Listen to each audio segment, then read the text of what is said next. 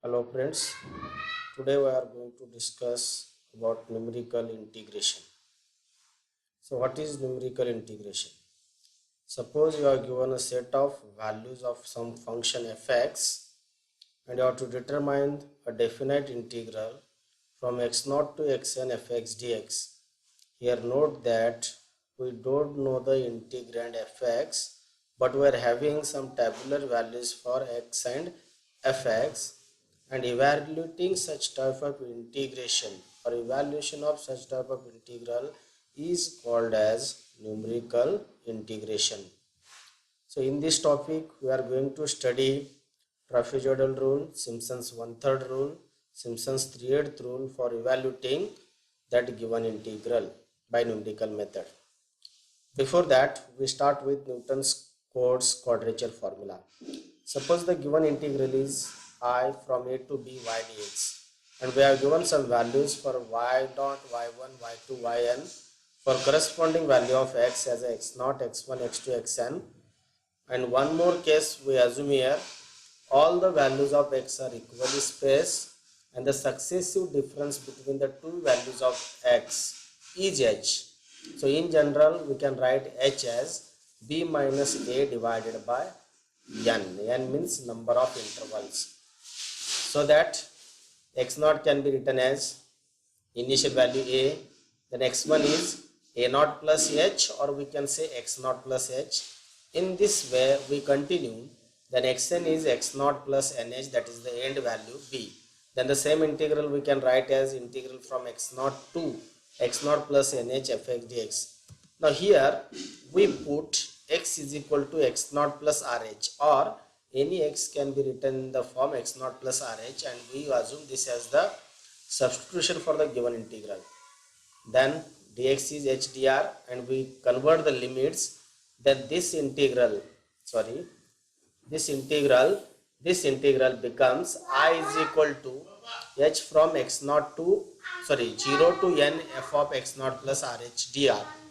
Now here we expand the polynomial f of x0 plus rh by Newton's forward difference formula.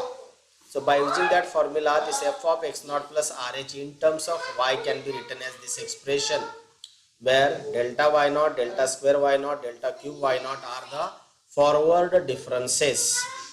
Now next, integrating term by term with respect to r, then we get new expression h into r y0 plus r square by 2 delta y0. Likewise we continue. So once again I repeat, by taking integration we are getting a new expression of this type. Now in this expression finally we have to substitute the limits of the integral. Upper limit r is equal to n and r is equal to 0 and their subtraction. After that we get a new equation, and that equation or that expression is called as a Newton's Cotes quadrature formula. This I stands for the given integral a to b fx dx. So the given integral can be expressed by the expression which involving that h, n and all forward differences. Now from this formula we are going to derive trapezoidal rule, Simpson's 1/3 rule, Simpson's 3/8 rule. Now how to obtain that? So by choosing different values for that n, we are getting these three cases. Now first we consider n is equal to 1. In that case we will get a formula for finding that integral which is called as a trapezoidal rule. So why this is called as a trapezoidal rule? Let us see. So by putting n is equal to 1 in Newton's quadrature formula and taking any two successive points, suppose the first I will start with x0, y0 and xn, yn, and we connect these 2 points by a polynomial of degree 1, or you can say straight line. In that case Newton's forward difference of higher order, that is delta square, delta cube, delta raised to 4 becomes 0, and for each 2 points, that is x0 to x1, x1 is nothing but x0 plus h, x1 is nothing but x0 plus h. So this expression remains only this much, h is equal h into y0 plus 1 by 2 delta y0. So here we use definition of delta y naught as a y1 minus y naught and simplify this expression. So finally integration for that particular integral x naught to x1 is given by h by 2 y naught plus y1. Now we continue this process for the remaining all points. That is, next one is x1 to x2, that is x naught plus h2 x naught plus 2h. That expression is given by h by 2 y1 plus y2. So likewise we continue up to the end point and adding all these integrals by using the definition of or property of definite integral, we get a given integral I as h by 2 y naught plus yn plus 2 y1 plus y2 plus up to n minus 1, and this formula is called as a trapezoidal rule. So while evaluating this integral, there is no restriction on n, how to select that n. Now next, suppose we are considering n is equal to 2. If n is equal to 2, in that case we have to consider the 3 points, that is x0, x1, x2, and we consider the curve joined by all these 3 points is a quadratic. That means the higher order differences, delta cube, delta raised to 4, delta raised to 5, all these becomes 0. That's why on the first interval x0 to x2, x0 to x2 fx dx, that integral becomes 2h y0 plus delta y0 plus 1 by 6 delta square y0. Again we use definition of first order forward difference and second order difference. After simplification we are getting the expression of the type h by 3 y0 plus 4 y1 plus y2.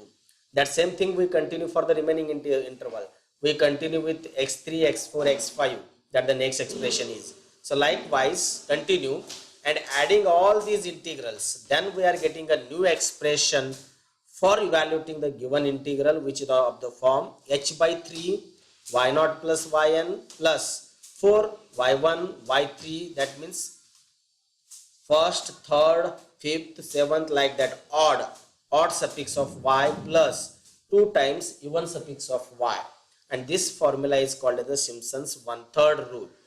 In the same manner we continue with n is equal to 3. In this case first 4 points are joined by a polynomial whose degree is of order 4.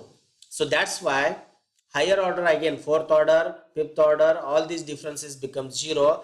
Now the earlier case we can repeat and continue, and we get a formula for evaluating the integral I as 3h by 8 y0 plus yn, that are 2 endpoints, first one and last one, plus 3 y1 y2 y4 y5, like one y3 dropping, y6 dropping, like that continue, plus 2 times that dropping points y3 y6, likewise continue, and this formula is called as a Simpson's 3/8.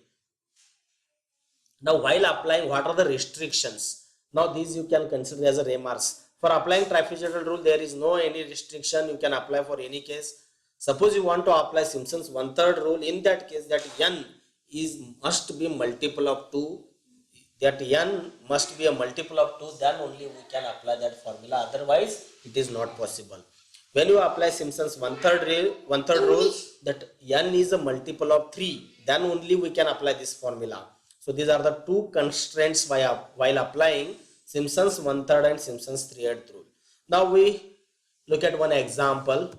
Suppose you have to evaluate integral 0 to 6 dx upon 1 plus x square, this integral by using all the 3 rules, that is Simpson's 1/3, 3/8 and trapezoidal rule. Now here purposely I will divide that interval 0 to 6 in the step of 1, that is successive difference between two value of x is 1. So that's why you are getting 6 part, and 6 is multiple of 3 as well as 2. Okay, 3 is multiple of 2 as well as 3. That's why by selecting h as a 1 you can apply, or by considering the same table you can apply all the 3 rules. So we prepare the table value for x and fx. I will call that as a y0, y1, y2 up to y6. Now successively apply the formula. If you apply Simpson's 1/3 rule, in that case you are getting 1.3571 as the answer. If you apply Simpson's 3/8 rule, again you are getting the same answer, But in case of a trapezoidal rule, you are getting 1.4108. What is your conclusion from all these points? When your value of n is more, you are getting more accurate answer. So in Simpson's 3/8 rule, you are getting more accurate answer. But in this case, Simpson's 1/3 and 3/8 gives the same value. So you can compare all the answers. These are the numerical or approximate solution to the given interval. Now this is regarding numerical integration. Thank you.